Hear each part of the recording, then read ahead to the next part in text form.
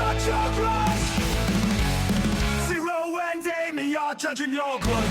All right, judge away, Amy K. Submitted grudges for the Playhouse family. There's a guy at my gym who sits on equipment scrolling on his phone for 15 minutes in between his sets. The other day I said, can you move? And he stared at me. I said, you're just on your phone. My friend says that was rude to point that out, but it was factual, and the guy did move.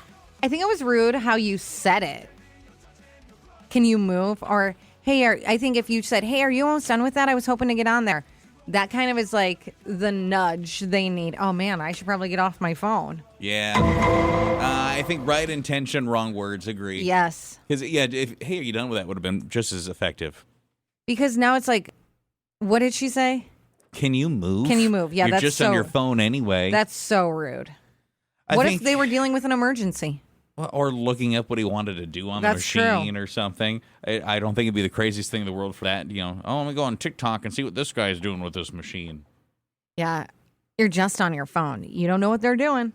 Judge your grudge here. My spouse squeezes the toothpaste from the middle and refuses to change, so I now have my own secret hidden toothpaste. I think that's valid. Steven does the same thing. It drives me nuts. He also, I don't want to embarrass him, but I'm just going to share this. This is how he brushes his teeth. He squeezes toothpaste in his mouth and then puts the toothbrush in there. We have separate toothpaste.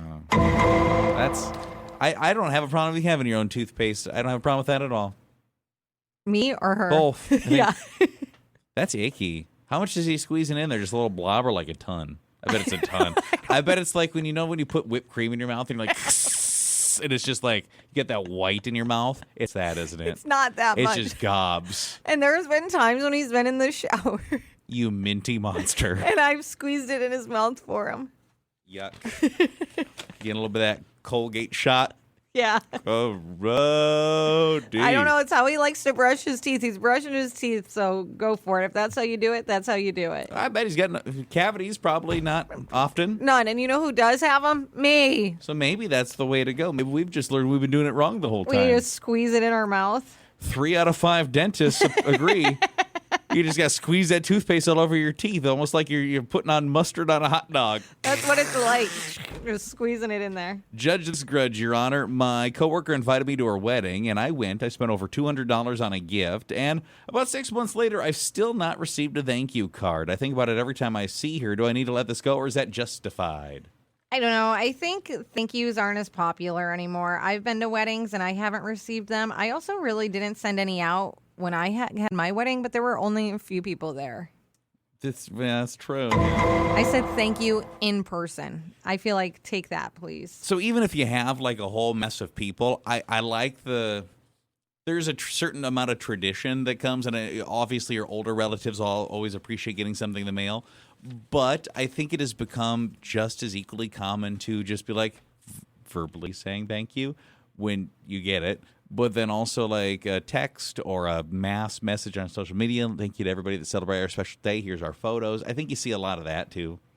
Doesn't it make you question if when you don't get a thank you though, like, did they receive my item?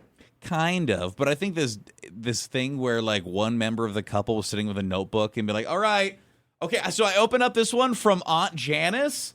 I need you to write Janice -pot. She gave us this nice pot, this cooking pot. So when we write the thank you, we can say, Dear Aunt Janice, thank you for this nice pot. It's the brown one. We're going to use it for macaroni and cheese, honey. I don't think we do that anymore. We did that for my baby shower, but then I gave birth, and then I never wrote. I never wrote thank yous. The list is probably somewhere. The list is somewhere in my home, and so are the thank you cards. They're all the address to who they need to go to. The cards aren't filled out, and they haven't been sent. I mean, at this point, it'd be weird. That's what I think. It's too late. But listen, things changed, and I had a baby that night. Like, now that he's had a birthday, I agree. The ship has sailed. Agree.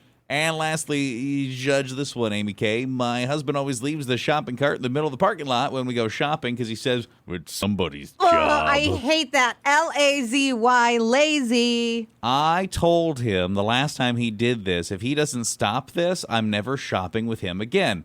I truly will not shop with him again if he does that ever again. Would that be petty? No, that would not be petty. But what you should do, continue to shop with him and you be the person. If you're not going to return this, I'm going to. Because you know what? It's going to happen. He's going to go shopping by himself and he's going to just leave it in the middle of nowhere. And that's so disrespectful. Put the cart away. It takes 5 seconds. I like that you're fighting the good fight because I hate when people do that. Same. I do wonder. So let's say he leaves it somewhere random. Here's what you do. You get in that car, you put your seatbelt on, you sit for a second. And then you say, hang on. Then you go walk to the middle of the parking lot or wherever he left this thing, and then you finish the job. And every time he leaves it somewhere weird, you make him wait for you to go as dramatically as possible, go put it away. I think eventually, even if it's for completely the wrong reasons, just because he doesn't want to deal with that show anymore, he will put it away. I would hope so. That's why I think you don't tell him to go by himself anymore, because he's still going to keep doing it. It's not often. I think the answer is be a dramatic mess. But this is one of those rare opportunities. I think you could be a dramatic mess. Put on a little theater, and I think you'll fix the problem. Can you just wait? I'm going to go put it away. Yeah. Also, consider leaving him, because I don't like him. Why is he not doing it? Or tell him park closer to one of the cart corrals then, if it's such an inconvenience for you. I think it's, cart corrals were made to be fun. That's why we call them corrals. You're supposed to feel like a cowboy when you put it in there. Yeah! You don't have to go that wild, but just put it back where it belongs. You know what, though? If there was little cowboy hats that you could wear every time you put your cart away, I bet you the stats of people not putting those away would go down. If you had to wear a hat to use a cart to go shopping, how many of us would not use carts? You have to keep the hat on until you put the cart away. Yeah, it's kind of like that Aldi mentality. The quarter. You only get your quarter back if you get the cart back. It's that. You only get your head back hat free unless you return the cart. It's strapped to your head. No. And you don't get the hat off until you put the cart away. It's making me itch, and I'm thinking about lice. I think there's... You might get lice, but no the carts one would be where they belong. Because no one would use carts. No one's reusing hats from strangers. For what it's worth, everybody hates your husband. I'm sorry. They don't like that he's doing that. Yeah, someone said the shopping cart test determines what kind of person you are, and he's not a good one.